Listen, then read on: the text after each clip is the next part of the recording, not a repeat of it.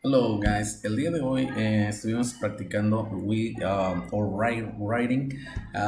with the song Believer. We almost finished, tuvimos que detenernos un poquito por todas las actividades que han habido, pero ya estamos por terminarla. We are practicing that, the writing, y ya después la vamos a practicar un poquito más, the speaking, para pronunciarla. Entonces, eso fue lo que estuvimos haciendo el día de hoy. Remember, we have to practice the spelling. Les dejo esas palabras en Classroom.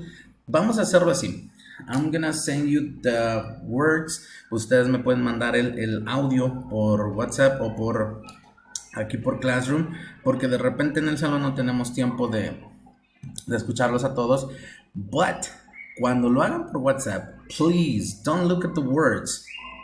Traten de hacerlo ya nada más pensando en las palabras para que lo practiquen de esa forma, ¿ok?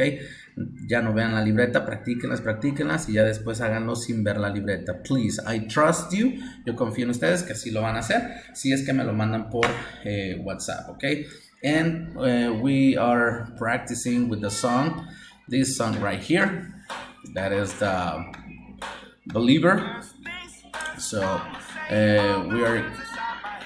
we are to keep doing it. Ya nos falta poquito. We have just a little bit left. Así que vamos a terminarlo, ¿ok? Bueno, esto fue lo que estuvimos haciendo el día de hoy.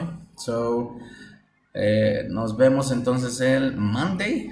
We have a big weekend, a long weekend. So, I'll see you Monday, ¿ok? Have a great weekend. See you later, guys. Bye bye.